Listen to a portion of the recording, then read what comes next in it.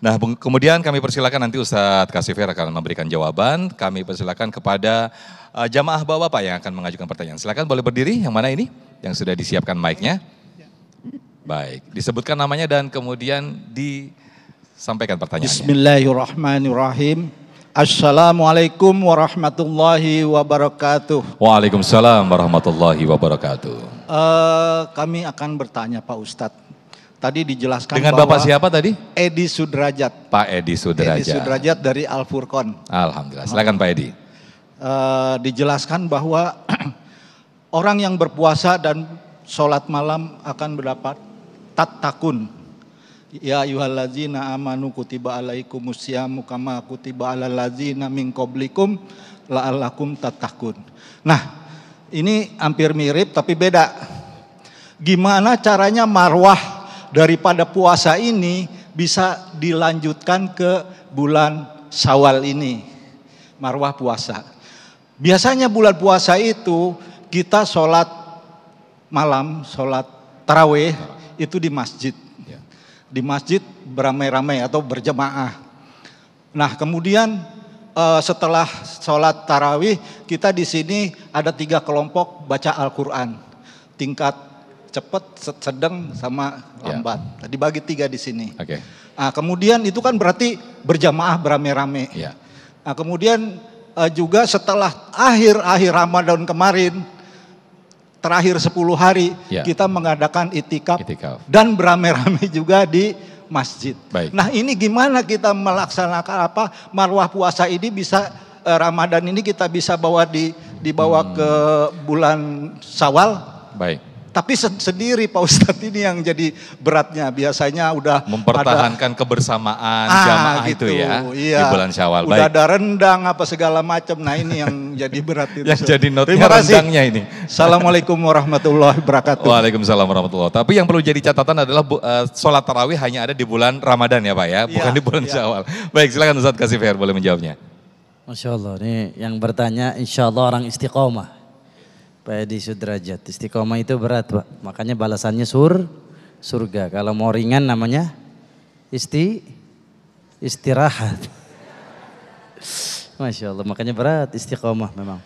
Ya mudah diucapkan tapi sulit untuk diimplementasikan, untuk dilakukan. Maka nasihat dari diri saya Pak, yang pertama cari teman yang bisa membawa kita kepada kebaikan. Jangan salah memilih teman. Karena teman ini kata syair Arab, inna sahiba sahibun. Sahib itu, teman itu menarik. Bisa menarik kita kepada kebaikan, bisa menarik kita kepada keburukan. Cari teman-teman yang rajin saum, Senin Kamis. Cari teman-teman yang mau puasa Syawal. Cari teman-teman yang hobinya baca Quran. Bapak jadi ahli Quran. Ibu berteman sama tukang gosip jadi biang gosip. Betapa teman itu punya peranan ya. Ada sahabat kecil Nabi, teman kecil Nabi bukan sahabat ya. Teman kecil Nabi Muhammad sempat masuk Islam, akhirnya murtad. Bahkan memerangi Islam, mati di dalam kekafiran. Ya, namanya Uqbah bin Abi Mu'aid. Bapak catat nama ini Masya Allah ya. Uqbah bin Abi Mu'aid sempat masuk Islam. Tapi gara-gara punya bestie, orang tidak baik. Siapa bestinya? Abu Jahal sama Umayyah bin Khalaf. Dia bilang begini, Uqbah, saya dengar kamu sudah masuk Islam. Kalau kamu masih bersahabat sama Muhammad, lu gue N. Ini orang Arab apa orang Bekasi? Ya, apa kata Uqbah? Oh tadi saya pura-pura masuk Islam. Lihat, dahsyatnya teman bisa memudarkan keimanan. Dahsyatnya kawan bisa membuat kita taat jadi maksiat. Uqbah akhirnya memilih berteman. Oh kalau berteman sama Nabi Muhammad, saya harus baca Quran, harus sholat rajin di masjid, saya harus berjihad dengan harta dan jiwa. Kalau sama Abu Jahal enak, bisa nongki. Nongki apa tuh? Nongkrong. Bisa nauzubillah berzina, enak ada cewek. Ada kebahagiaan, kesenangan dunia. Kalau Muhammad mah gak asik, gak seru, kata Uqbah. Akhirnya dia memutuskan untuk berteman dengan Abu Jahal. Dia datang ke Nabi Muhammad Pak. Dia mengatakan kepada Nabi Muhammad, kafartu bidinik. Saya ingkar sama agamamu, Islam. Dan diludahi wajah Nabi Muhammad. Kurang ajar gak Bu? Kurang hajar apa kurang hajar? Enggak beretika. Kepada Nabi Muhammad, Nabi akhirnya mengangkat tangan, qatalallahu Uqbah. Semoga Allah membunuh Uqbah. Dan benar, di perang Uhud, Uqbah terbunuh dalam barisan orang-orang kafir Quraisy. Ini pelajaran buat saya, buat Bapak. Cari circle yang soleh, pertemanan yang baik.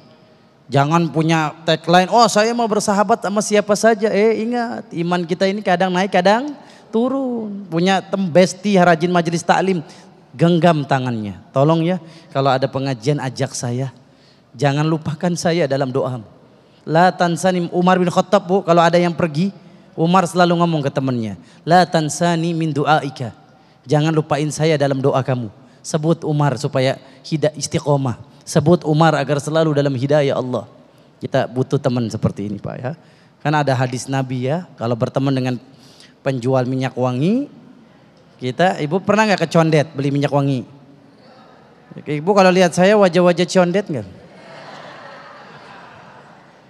Kalau ada balon Bu, saya meledak dekat hidung saya.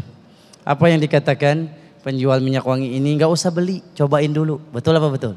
Wangi badan kita. Itulah perumpamaan berteman dengan orang soleh, berkah hidup kita. Bahkan ada sebuah riwayat mengatakan, nadharul mu'min yajlul qalb. Kita melihat orang beriman saja nih, itu membersihkan hati. Bagaimana kalau kita berteman? Minta dong, kita traktir nggak apa-apa. Kita ajak jalan-jalan orang soleh, dekat akrab. Jadikan bestie orang soleh dalam kehidupanmu. Insya Allah semangat Ramadan kita sampai akhir hayat. Amin. Amin, amin ya rabbal alamin. Terima kasih Ustadz Kasifer. Masya Allah, ini langsung balik ke condet ini Ustadz ya.